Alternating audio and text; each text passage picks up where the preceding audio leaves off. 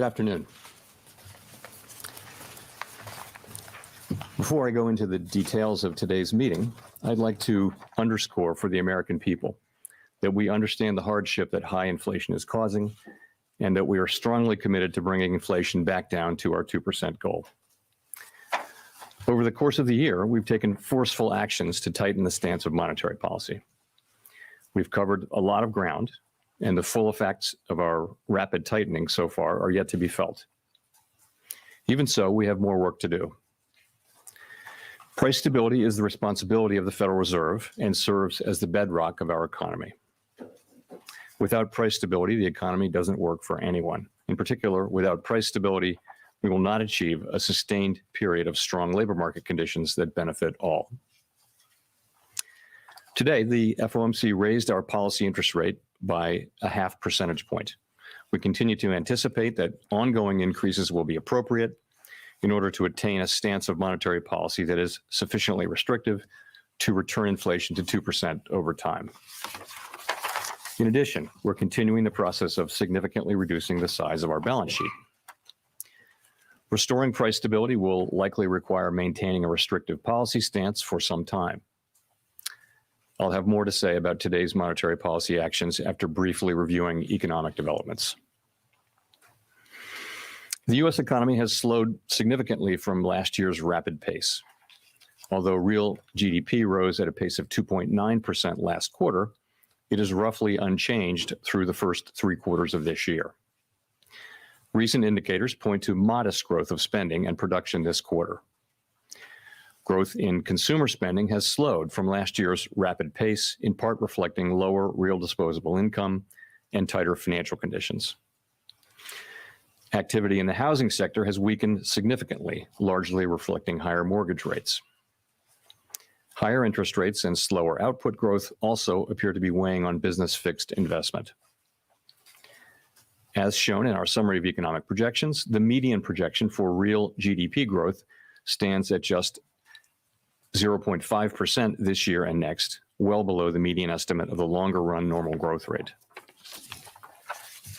Despite the slowdown in growth, the labor market remains extremely tight, with the unemployment rate near a 50-year low, job vacancies still very high, and wage growth elevated. Job gains have been robust, with employment rising by an average of 272,000 jobs per month over the last 3 months. Although job vacancies have moved below their highs and the pace of job gains has slowed from earlier in the year, the labor market continues to be out of balance, with demand substantially exceeding the supply of available workers. The labor force participation rate is little changed since the beginning of the year.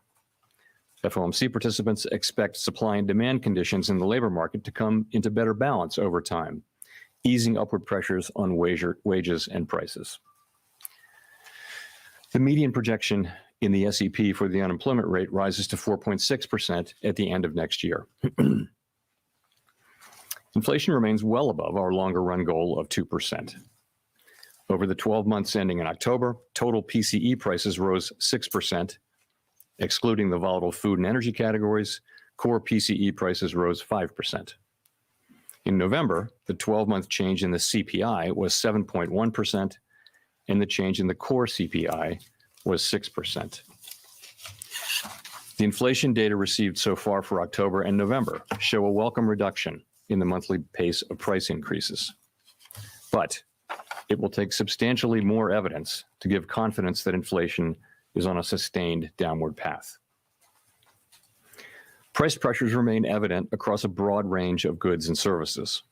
Russia's war against Ukraine has boosted prices for energy and food and has contributed to upward pressure on inflation.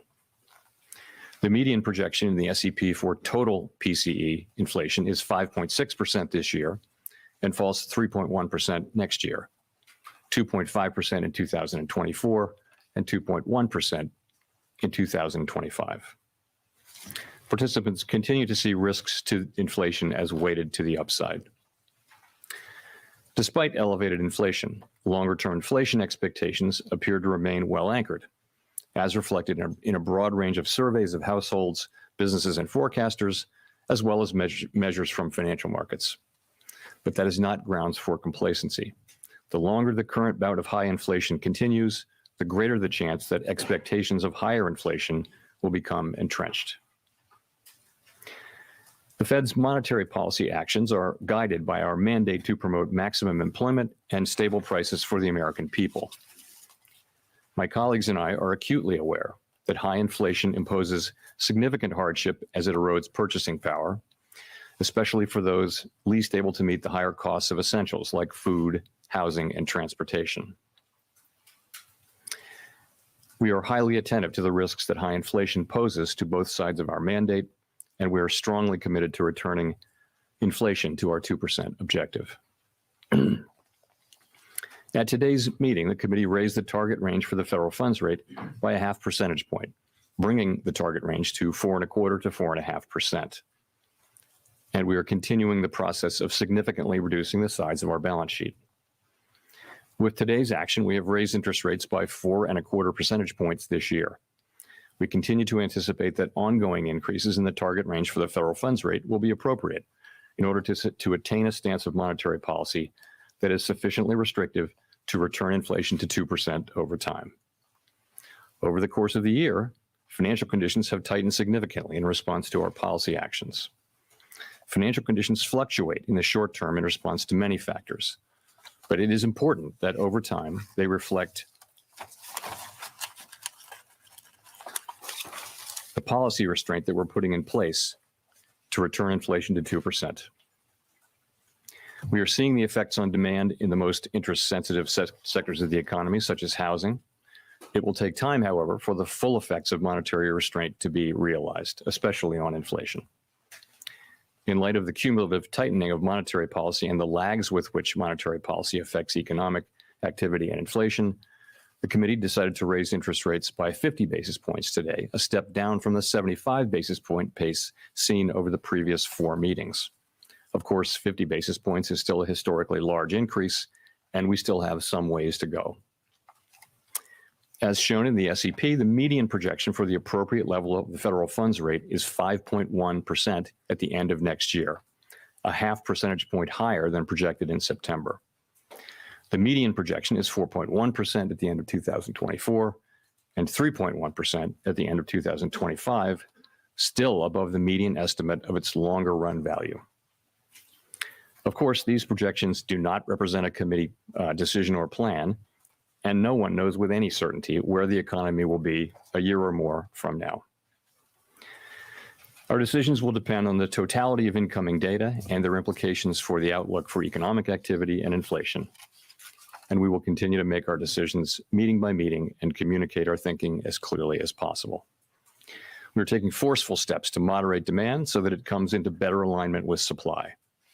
Our overarching focus is using our tools to bring inflation back down to our 2% goal and to keep longer-term inflation expectations well anchored.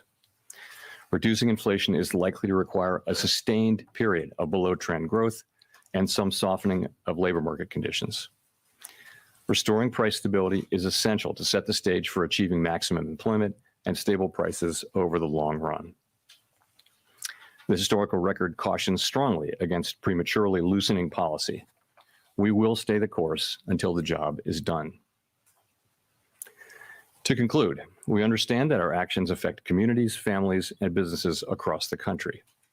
Everything we do is in service to our public mission.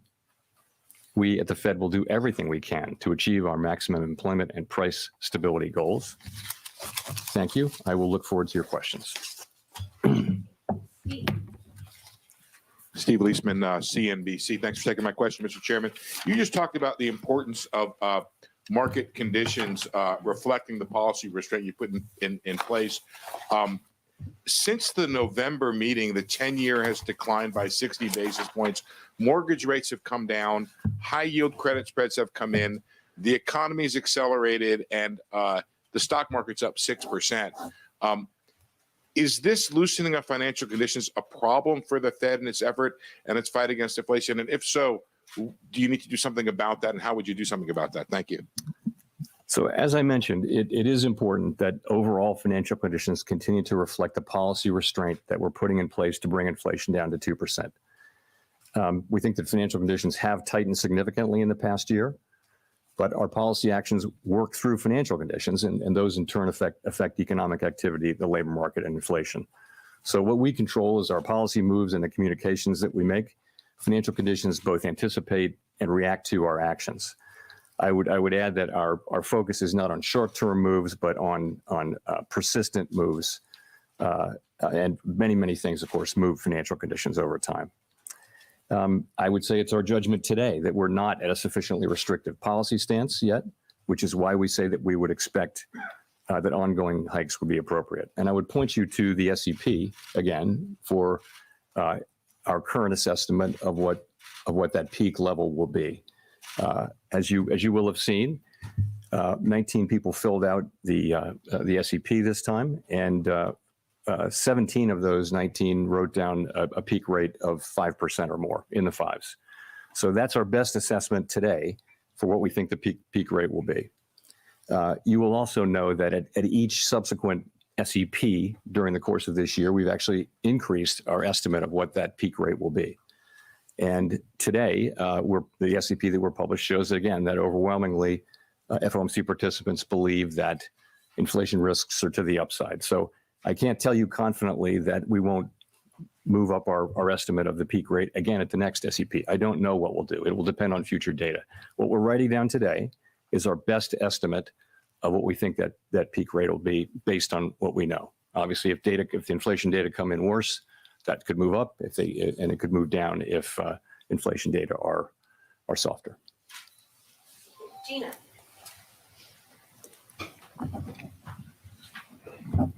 Gina Smilik, New York Times. Thanks for taking our questions. The SEP, like you mentioned, suggests that the Fed will be making another 3/4 percentage points worth of rate increases in 2023.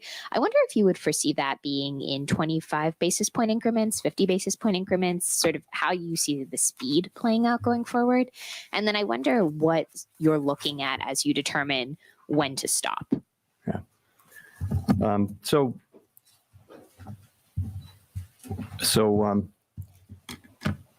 As I've been saying, as we've gone through the course of this year, as we lifted off and got into the course of the year, and we saw how strong inflation was and how persistent, it was very important to move quickly. In fact, the speed, the pace with which we were moving was the most important thing. I think now that we're coming to the end of this year, we've raised 425 basis points this year, and we're into restrictive territory. It's now not so important how fast we go. It's far more important to think, what is the ultimate level? And then at a certain point, the question will become, how long do we remain restrictive? That will become the most important question. But I would say the most important question now is no longer the speed. So, and that applies to February as well. So I think we'll make the February decision based on the incoming data and where we see financial conditions, where we see the economy. And that'll be the key thing. But for that decision. But ultimately, that question about how high to raise rates is going to be one that we make looking at our progress on inflation, looking at where financial conditions are, and making an assessment of whether policy is restrictive enough. I've told you today we have an assessment that we're not at a restrictive enough stance, even with today's move, and we've laid out our individual assessments of what we would need to do to get there. At a certain point, though, that we'll get to that point, and then the question will be, how long do we stay there? And the strong view on the committee is that we'll need to stay there, until we're really confident that inflation is coming down in a sustained way, and we think that will be some time. Now, why do I say that? If you look at you can break inflation down into three sort of buckets. The first is goods inflation, and we see now, as we've been expecting really for a year and a half, that supply conditions would get better, and ultimately supply chains get fixed, and demand settles down a little bit and maybe goes back to services a little bit, and we start to see goods inflation coming down. We're now starting to see that in this report and the last one. Then you go to housing services. We know the story there is that housing services inflation has been very, very high and will continue to go up, actually, as rents expire and have to be renewed. They're going to be renewed into a market where rates are higher than they were when the original leases were signed. But we see that the new leases that the rate for new leases is coming down. So once we work our way through that backlog, that inflation will come down sometime next year. The third piece, which is something like 55% of the index, PCE, core inflation index, is non-housing related core services. And that's really a function of the labor market largely. At the biggest cost by far in that sector is labor. And we do see a very, very strong labor market, one where we haven't seen much softening, where job growth is very high, where wages are very high, vacancies are quite elevated, and really there's an imbalance in the labor market between supply and demand. So that part of it, which is the biggest part, is likely to take a substantial period to get down. The goods inflation has turned pretty quickly now, after not turning at all for a year and a half. Now it seems to be turning, but there's an expectation really that the services inflation will not move down so quickly, so that we'll have to stay at it, so that we may have to raise rates higher to get to where we want to go. And that's really why we are writing down those high rates, and why we're expecting that they'll have to remain high for a time. Howard. Howard Schneider with Reuters. Thanks for taking the question. You described GDP growth in the SEPs as moderate or modest, I believe. Yet it's really approaching stall speed. 0.5 percentage point is not much. You described labor market unemployment rate as representing some softening, but it's nearly a full percentage point rise, and that's well in excess of what has historically been associated with recession. Why wouldn't this be considered a recessionary projection by the Fed? Well, I'll tell you what the projection is. I don't think it would qualify as a recession, no, because you've got positive growth. The expectations in the SEP are basically, as you said, which is we've got growth at a modest level, which is to say about 0.5 percentage point. That's positive growth. It's slow growth. It's well below trend. It's not going to feel like a boom. It's going to feel like very slow growth, right? In that condition, labor market conditions are softening a bit. Unemployment does go up a bit. I would say that many analysts believe that the natural rate of unemployment is actually elevated at this moment. So it's not clear that those forecasts of inflation are really much above the natural rate of unemployment. We can never identify its location with great precision. But that 4.7% is still a strong labor market. If you look, you've got the reports we get from the field are that companies are very reluctant to lay people off, other than the tech companies, which is a story unto itself. Generally, companies want to hold on to the workers they have because it's been very, very hard to hire. So, and you've got all these vacancies out there far in excess of the number of employed people. That doesn't sound like a labor market where a lot of people will need to be put out of work. So that there are channels through which the labor market can come back into balance with relatively modest increases in unemployment, we believe. None of that is guaranteed, but that is what their forecast reflects. Nick.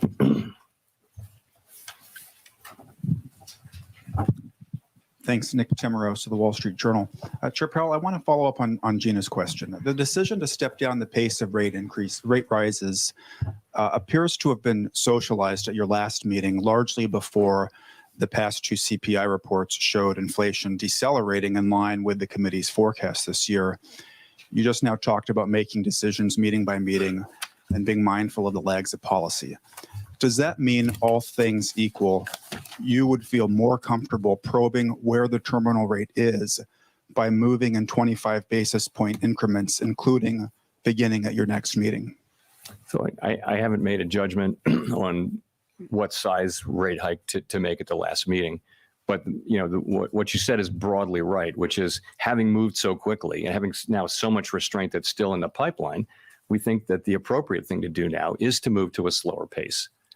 And that will allow us to feel our way and and get to that level, we think, and better balance the risks that we face. So that's the idea. It makes a lot of sense, it seems to me, particularly if you consider how far we've come.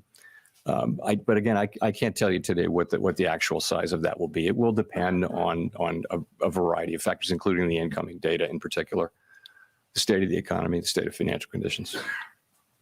With the CPI report that had come out last week, do you think it would have changed some of those forecasts in today's SEP? No, absolutely not. No, as just a matter of practice, the SEP reflects any data that comes out during the meeting. and participants know that they know this, that they can make changes to their SEP during the meeting, but, well in advance of the press conference so that we're not running around. But that's not the case. It's never the case that the SEPs don't reflect an important piece of data that came in on the first day of the meeting. Thanks. Rachel? Hi, Chair Powell, Rachel Siegel from the Washington Post. Thank you for taking our questions. I'm wondering if we could talk about the projection for the unemployment rate. Why has the Fed raised its unemployment projection? Is it because the model suggests that a higher terminal rate would automatically cause a higher unemployment rate? Or are you seeing signs that the labor market isn't quite as strong as we think it is now? Thanks. No, it's not about the strength of the labor market. The labor market is clearly very strong. It is more just that, by now we've continually expected to make faster progress on inflation than we have ultimately. And that's why the peak rate for this year goes up between this meeting and the September meeting. You see the fact that we've made less progress than expected on inflation. So that's why that goes up. And that's why unemployment goes up, because we're having to tighten policy more. And so it didn't go up by much in the meeting, I don't think, but that's the idea, is slower progress on inflation, tighter policy, probably higher rates, probably held for longer, just to get to where the kind of restriction that you need to get inflation down to 2%. Do you have a sense of, in order to get to that number, how much of that could be caused by layoffs versus vacancies trimming or changes to the labor force population rate? So it's very hard to say. You can look at history, right? And history would say that in a situation like this, the declines in unemployment would be more meaningful, I think, than what you see written down there. But why do we think that is the case? So I'll give you a few reasons. First, just is that there's this huge overhang of vacancies, meaning that vacancies can come down a fair amount, and we're hearing from many companies that they don't want to lay people off, so that they'll keep people because it's been so hard. I mean, I think it feels like we have a structural labor shortage out there, where there are 4 million fewer people, a little more than 4 million, who are in the workforce available to work than there's demand for workforce. So the fact that there's a strong labor market, means that companies will hold on to workers, and it means that it may take longer, but it also means that the costs in unemployment may be less. Again, that we're going to find out empirically, but I think that's a reasonably possible outcome, and you do hear many labor economists believe that it is. So we'll see, though. Colby? Thank you. Colby Smith with the Financial Times. How should we interpret the higher core inflation forecast for 2023 in the SEP? Does that not then suggest that the policy rate currently forecasted for next year should actually be higher than the 5.1 medium estimate penciled in? Well, I think that's why one of the reasons it went up was that core came in stronger this year. Yeah, what you see is our best estimate as of today, really, for how high we need to raise rates, to how much we need to tighten policy to create enough, restrictive policy to slow economic activity and soften the labor market and bring inflation down through those channels. That is the estimate, best estimate we make today. And as I mentioned, we'll make another estimate for the next SEP, and we'll, of course, between meetings we do the same thing, but we don't publish it. Victoria? Hi, Victoria Guida with Politico. I wanted to make sure I understand specifically what's going on in the SEP, because you all expect rates to go higher, but you're also more pessimistic about what inflation is going to look like next year. And I was just wondering, given that we have seen some cooling in inflation, is that primarily because of wage growth, that you expect wage growth to be sort of a headwind? And we're going into next year with higher inflation than we had thought, right? So we're actually moving down to the level that we're moving down to next year is still a very large drop in inflation from where inflation is running now, well more than a 1% change in inflation. But remember that the jump off point at the beginning of the year is higher. So we're moving down still by a very large chunk. I don't think the policy's having any less effect. It's just starting from a higher level at the end of 2022. So we're getting down, I believe the median is 3.5%. That's a pretty significant drop in inflation. And where's it coming from? It's coming from the goods sector clearly. By the middle of next year, we should begin to see lower inflation from the housing services sector. And then, the big question is how much will you see from the 55% of the index, which is the non-housing services sector. And, that's where you need to see, we believe you need to see a better balancing of supply and demand in the labor market so that you have, it's not that we don't want wage increases. We want strong wage increases. We just want them to be at a level that's consistent with 2% inflation. Right now, if you factor in productivity estimates, standard productivity estimates, wages are running, well above what would be consistent with 2% inflation. Neil. Thanks. Hi, Chair Powell. Neil Irwin with Axios. Some of your colleagues have been pretty explicit that they can't imagine rate cuts happening in 2023. That's certainly not implied by the SEP. But futures markets have priced in some easing in the back half of next year. What's your view of the likelihood of any kind of rate cuts next year? What circumstances might make that plausible? Our focus right now is really on moving our policy stance to one that is restrictive enough to assure a return of inflation to our 2% goal over time. It's not on rate cuts. And we think that we'll have to maintain a restrictive stance of policy for some time. Historical experience cautions strongly against prematurely loosening policy. I guess I would say it this way. I wouldn't see us considering rate cuts until the committee is confident that inflation is moving down to 2% in a sustained way. So that's the test I would articulate. And you're correct. There are not rate cuts in the SEP for 2023. Steve. Steve Matthews with Bloomberg.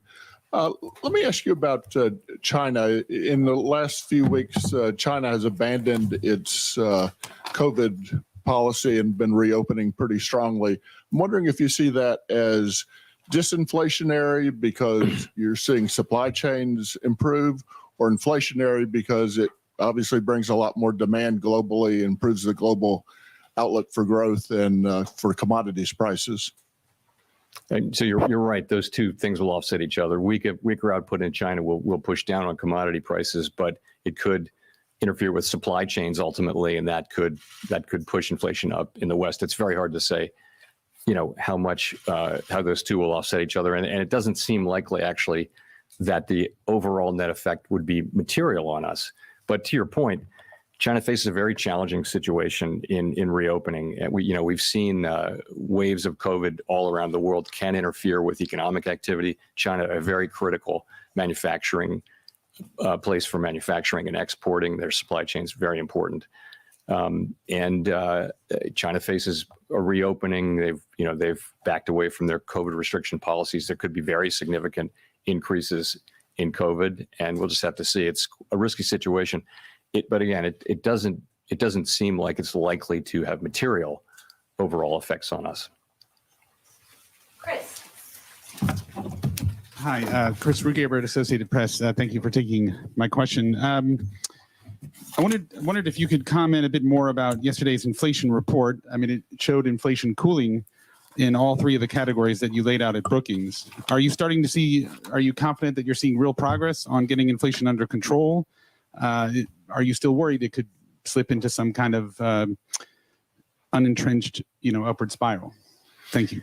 Right. So the data that we've received so far for October and November, we don't have we have some remaining data to get in November, but they clearly do show a welcome reduction in the monthly pace of price increases.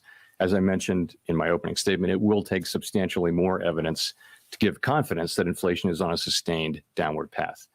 So the way we think about this is this. This report is very much in line with what we've been expecting and hoping for. And what it does is it provides greater confidence in our forecast of declining inflation. As I mentioned, we've been forecasting significant declines in overall inflation and core inflation in the coming year. And this is the kind of reading that it will take to support that. So really, this gives us greater confidence in our forecast rather than at this point changing our forecast. In terms of the pieces, we have been expecting goods inflation to come down as supply chain pressures eased. that's happening now. Housing services, as I mentioned, there is good news in the pipeline as long as new housing leases show declining inflation. That will show up in the measure around the middle of next year, so that should help. And the big piece, again, is core services ex housing, which is very important. And we have a ways to go there. You do see some beginning signs there, but ultimately that's that more than half, as I mentioned, of PCE core index. And it's very fundamentally about the labor market and wages. If you look at wages, look at the average hourly earnings number we got with the last payrolls report, you don't really see much progress in terms of our average hourly earnings coming down. Now there may be composition effects and other effects in that, so we don't put too much weight on any one report. These things can be volatile month to month, but we'll be looking for wages moving down to more normal levels where workers are doing well and ultimately their gains are not being eaten up by inflation. Michael McKee. Michael McKee from Bloomberg Radio and Television. There's a little bit of a disconnect between the optimistic view you just expressed about the economy and the changes that you've made in the SEP. And I'm wondering if you're reacting to the fact that the markets have loosened financial conditions, or if you feel the Fed may be a little bit behind on inflation, whether in the recent disinflation we're seeing is transitory or not, and how this affects the idea of a soft landing if you're projecting just 0.5% growth for this year. So if I think I got your question. So, one thing is to say is I think our policies in getting into a pretty good place now. We're restrictive, and I think we're getting close to that level of sufficient. We think sufficiently restrictive. We laid out today what our best estimates are to get there, and it boils down to how long do we think this process is going to take.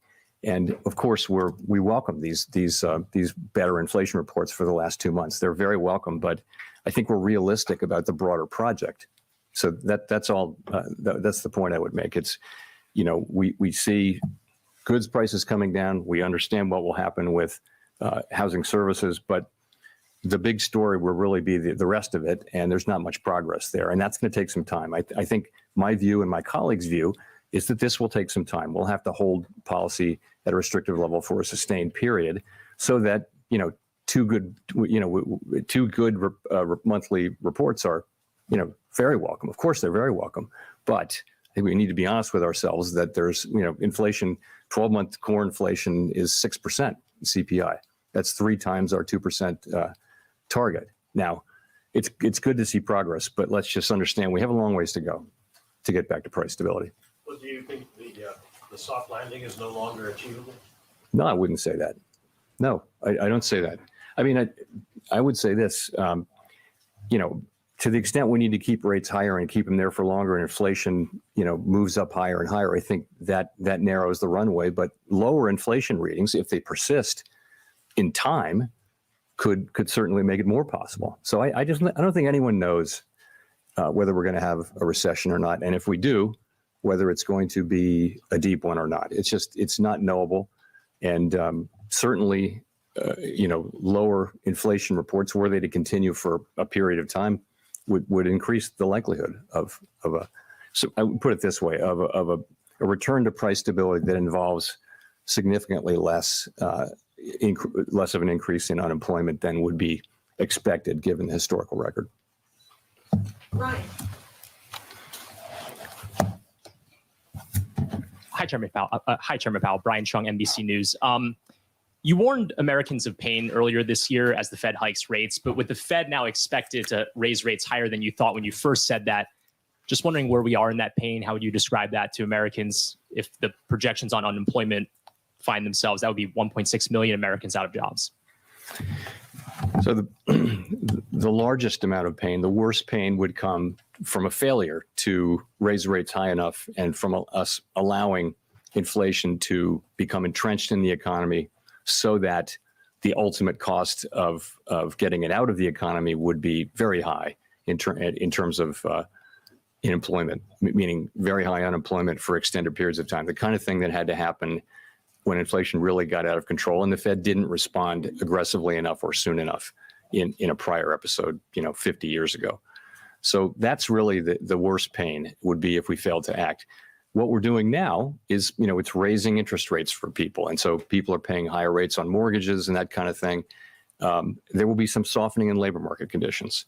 And I wish there were a completely painless way to restore price stability. There isn't.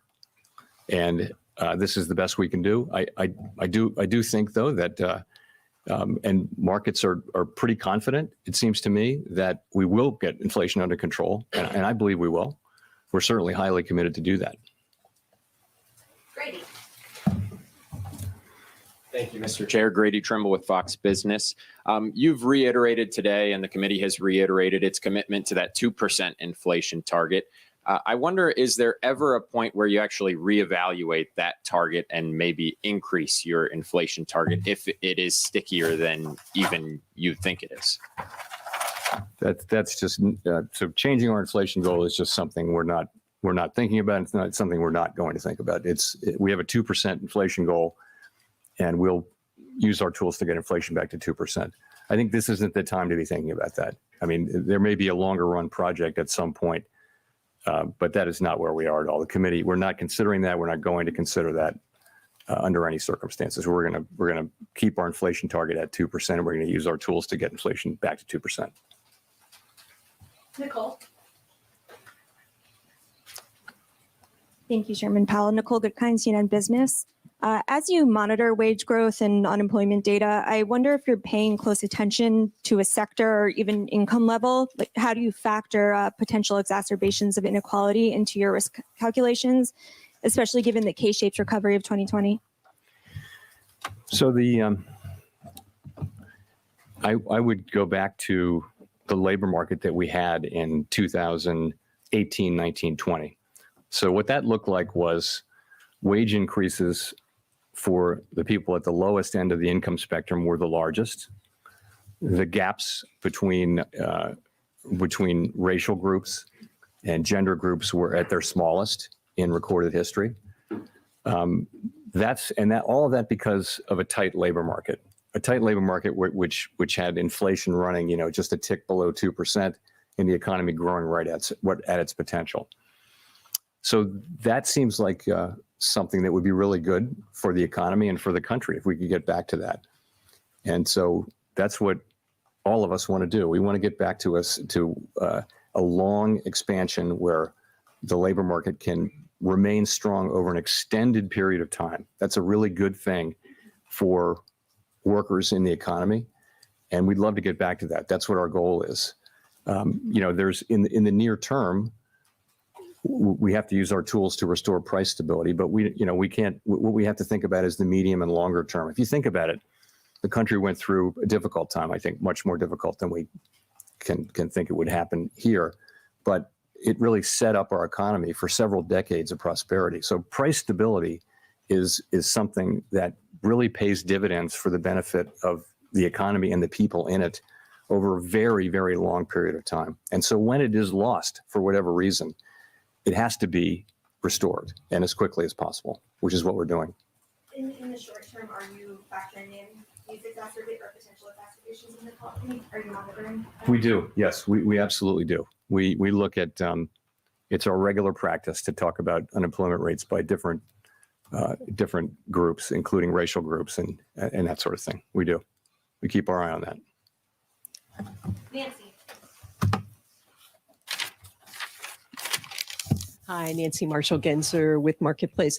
What would you do if the economy slows so much that we enter a recession before we see strong, consistent signs that inflation is slowing? In other words, stagflation. So I don't want to get into too many hypotheticals, but it's hard to deal with hypotheticals. So let me just say that we have to use our tools to support maximum employment and price stability. I've made it clear that right now the labor market's very, very strong. You're at near a 50-year low. Where you're at or above maximum employment, in 50-year low in unemployment. Vacancies are very high. Wages, nominal wages are very high. So the labor market is very, very strong. Where we're missing is on the inflation side, and we're missing by a lot on the inflation side. So that means we need to really focus on getting inflation under control, and that's what we'll do. I think as the economy heals, the two goals come more into play. But right now, clearly the focus has to be on getting inflation down. Greg. Thank you, Chairman Powell. Greg Robb from Market Watch. You spoke a little bit ago. You said that the U.S. it looks like we have a structural labor shortage in the economy. Could you expand on that? Talk a little bit more about that. And really, are you talking about getting Congress action on increasing like legal immigration, things like that? Thank you. So what I meant by that with structural labor shortage is if you look at where we are now, as I mentioned, if you just look at demand for labor, you can look at vacancies plus people who are actually working, and then you can take supply of labor by are you in the labor market? Are you looking for a job or have a job? And you're more than 4 million people short. We don't see, despite very high wages and an incredibly tight labor market, we don't see participation moving up, which is contrary to what we thought. So the upshot of all that is the labor market is actually, it's 3.5 million people at least smaller than it should have been based on pre-pandemic, just assume population and reasonable growth and aging of the population. Our labor force should be 3.5 million more than it is, and that there are lots of easy ways to get to bigger numbers than that if you go back a few more years. So why is that? Part of it is just accelerated retirements. People dropped out and aren't coming back at a higher rate than expected. Part of it is that we lost 500,000 people who would have been close to 500,000 who would have been working, who died from COVID. And part of it is that migration has been lower. We don't prescribe, it's not our job to prescribe things, but I think if you ask businesses, pretty much everybody you talk to says there aren't enough people. We need more people. So I tried to identify that in a speech I gave a month ago, but I stopped short of telling Congress what to do because they gave us a job, and we need to do that job. Thanks. Jennifer?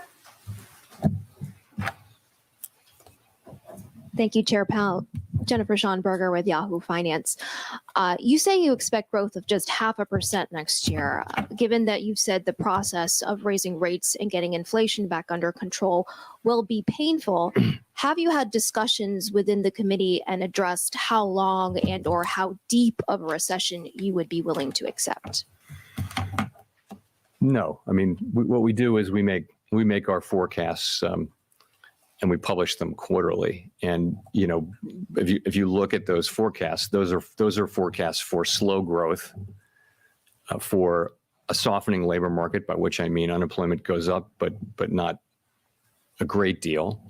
And you see inflation coming down. You see rates going up a lot. You see inflation coming down. Those are those forecasts, and that's really what they show.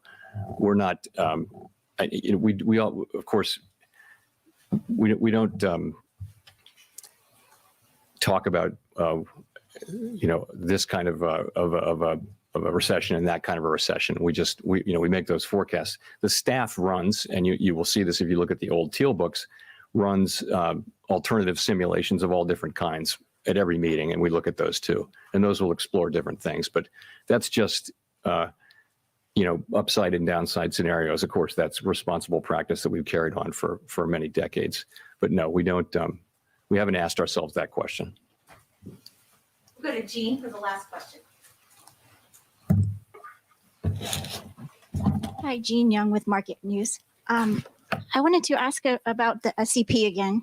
If you are reaching peak rates around 5% in the first half of next year and inflation starts to decline materially, that would seem to make the real rate gradually more restrictive. Is that something that's built into the projections and into models? Is that something you would want to see? So we do know that, of course, that's something that we know and we'd see. But as I mentioned, that we wouldn't. I wouldn't see the committee cutting rates until we're confident that inflation is moving down in a sustained way.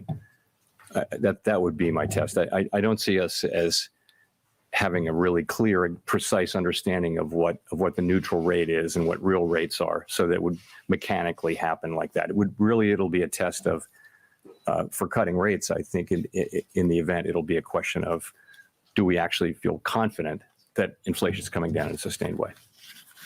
Thank you very much.